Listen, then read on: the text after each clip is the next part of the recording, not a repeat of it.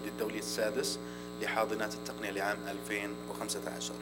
ننتقل الآن إلى الجلسة الثالثة، والتي ستكون عن نماذج تطوير الأعمال الخاصة بمساندة نمو الشركات والخيارات المتاحة.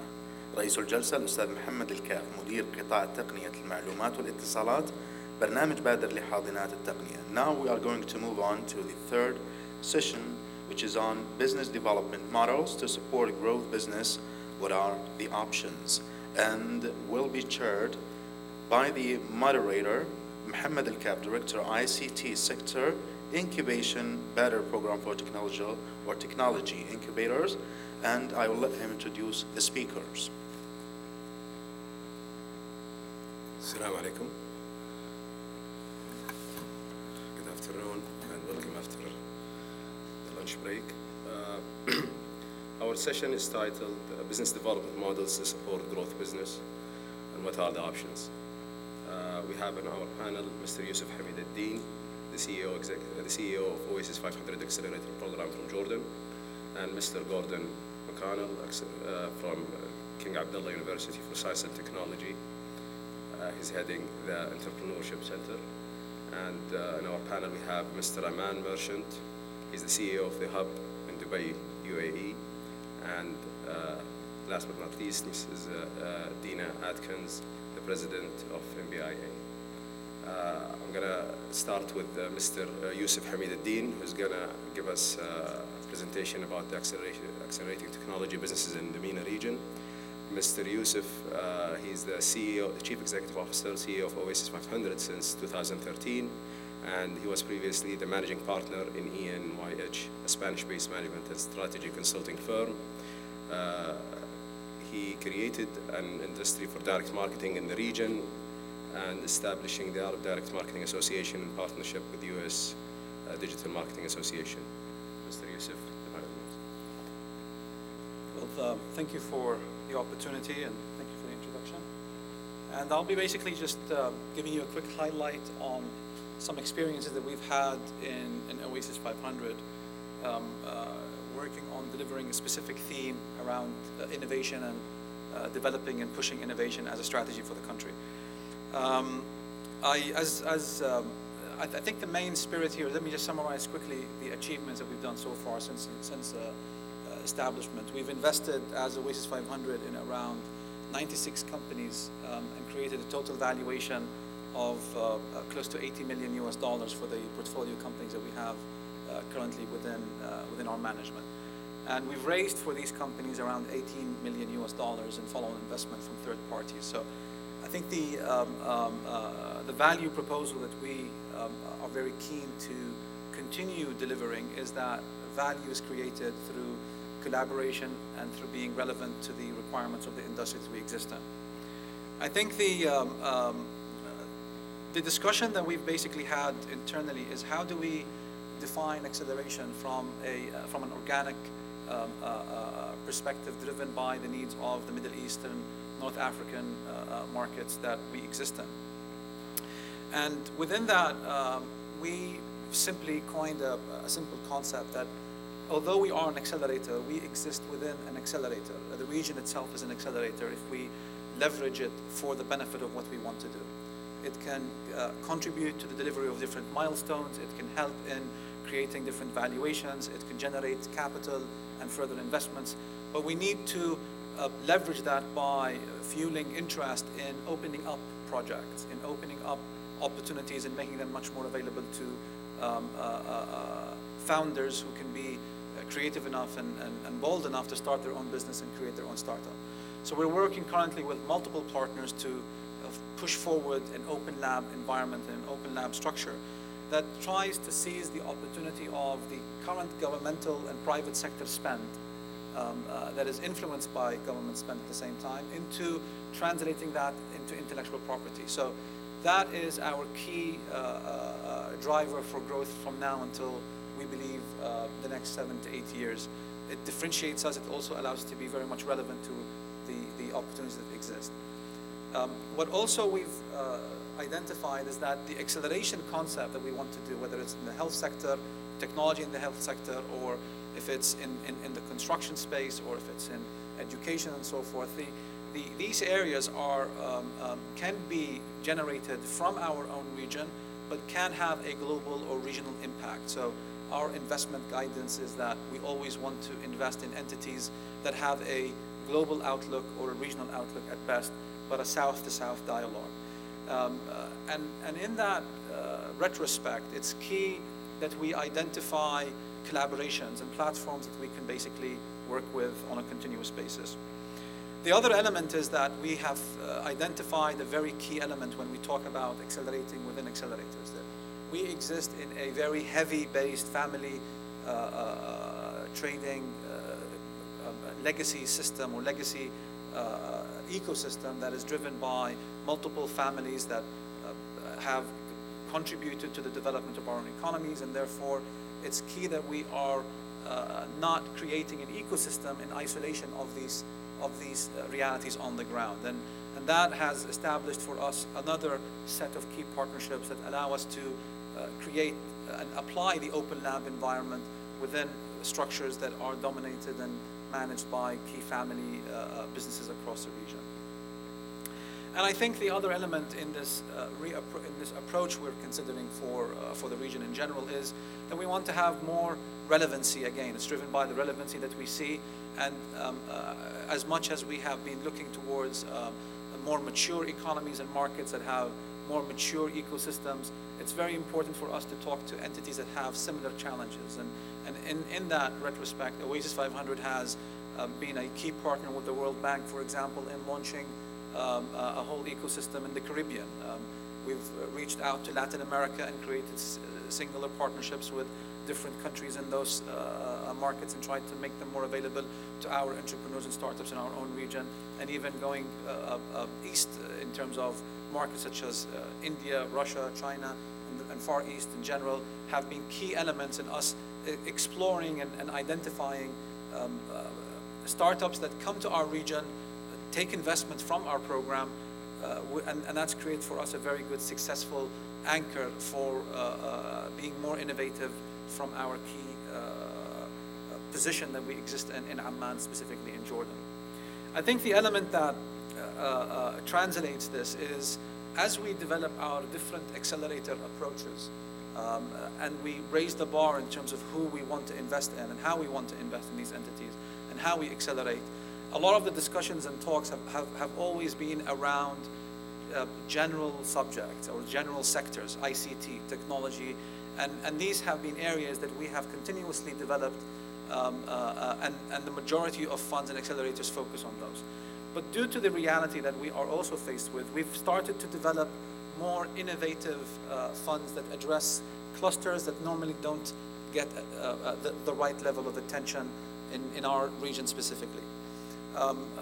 Recently we've launched the Creative, or the Oasis 500 Creative Industries Fund, which is an accelerator model that does not focus on technology alone, but focus on a larger and wider scope of entities that play in the space of music, film, architecture, design, and so many other areas that we feel are a strong contributor to the GDP.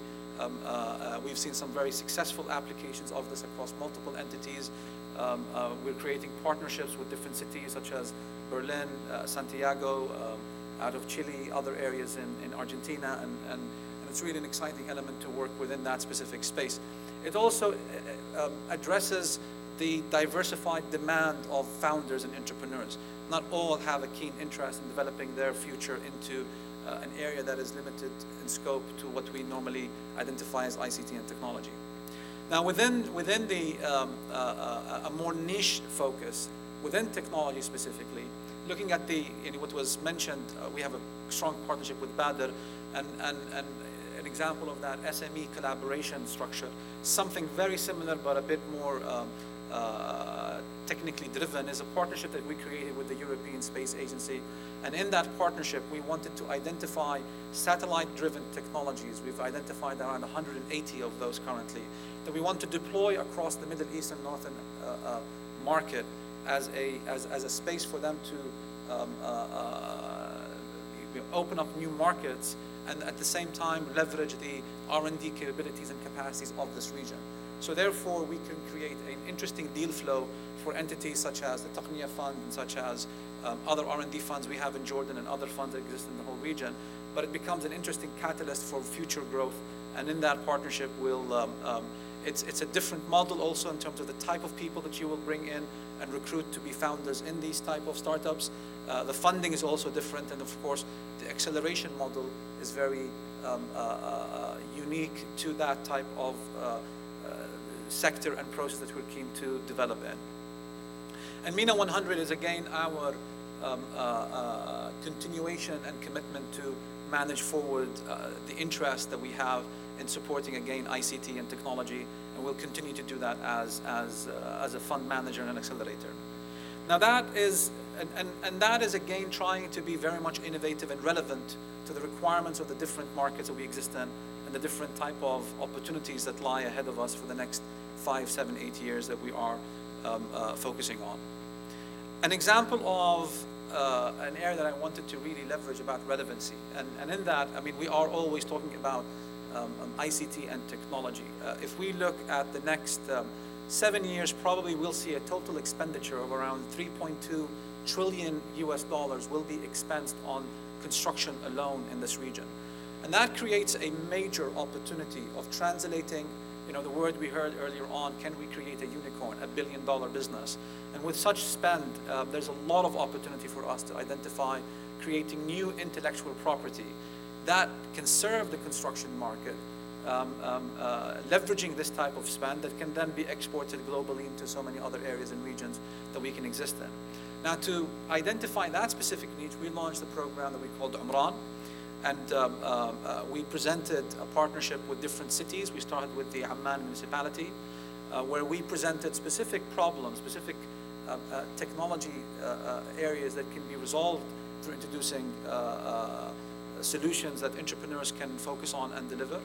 And it was an interesting, attractive platform that attracted entities from all over the world to apply to this. We're currently working on how can we roll it out across the region and identifying other partner entities in projects that we have, you know, different airports that we're creating, roads and construction, ports and so forth. So I think the element there is being relevant. The message that I wanted to say here is that acceleration in our markets, in Saudi Arabia, in Jordan, in the region itself, have to be driven by organic requirements and have to differentiate themselves by the opportunities and the strategic advantages that we basically have in this region. And I think the more that we have a collaborative discussion around that, the more that we can identify such opportunities, and I think we can see those startups deliver on the valuation that they are excited to see materialize, and also move forward and be as successful as they are keen, and we are keen to see them deliver accordingly. I think that really summarizes. I'd really love to see your questions and the discussion that we can have lively after this session. And if anything, thank you again for the opportunity, and I look forward to working with you together on this. Thank you, Mr. Yusuf. And now we're going to have the second session. The title of the session is Accelerating University-Based Technology Business Startups in Saudi Arabia. Mr. Gordon McNaught, he's the head of the Entrepreneurship Center in King Abdullah University for Science and Technology, KAUST. Assalamu alaikum. No, let's try that again. Assalamu alaikum. I've spoken at conferences all over the world, and one thing is true everywhere. There's nothing worse than being on after lunch, because everybody feels a bit tired. I have one rule in the Center of Entrepreneurship in KAUST, and that is that we ask for forgiveness and not permission. So I'm going to ask you for your forgiveness, because I'm going to cheat a little bit in terms of what I'm going to talk about. I've added a few words to the front of the title that I was given today, so I do ask your forgiveness. I want to talk about what sits around the acceleration process. And I think we all agree that universities, and KAUST is no different than all the other universities, some of which are represented here today, need to be distinct, relevant organizations of economic growth. It is in the mission statement of KAUST. And I'm speaking again tomorrow, and this is part A, and tomorrow will be part B of this overall discussion. And the one thing we do need to do is that we need to work together. And this is true in any good ecosystem. The universities need to work together. The non-profits need to work together. We're not working together enough. That's the first thing I can tell you. We need to increase that exponentially based on where it is at the moment. So how do we get the right ideas? Well, there's a whole range of different things that universities do to try and get the right ideas.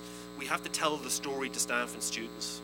And tomorrow I'll talk about the different supports that we do within the ecosystem to try and create this culture of entrepreneurship.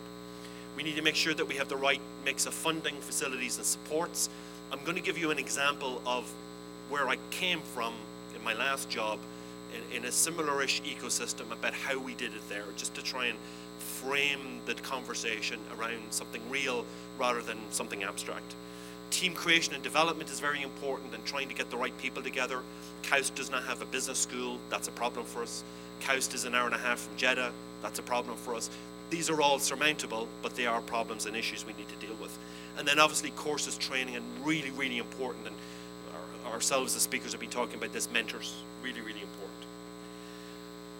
It's already been brought up, it's not just internet companies, it's a range of different companies. And when it comes to cluster development, and I've done cluster development myself in a past life, we will figure out what that looks like based on a post-hydrocarbon economy. We're starting to see it in terms of the intellectual property-based startups that are coming out of KAUST, but it's a little bit early to figure out exactly where those clusters are going to happen. We need, and this has already been brought up in the previous speaker in terms of the families, we need to get Saudi corporates, families, companies involved in the process. I'm actually going to make 2 announcements tomorrow of new initiatives that we're actually about to launch in KAUST, but I'm going to give you a hint today.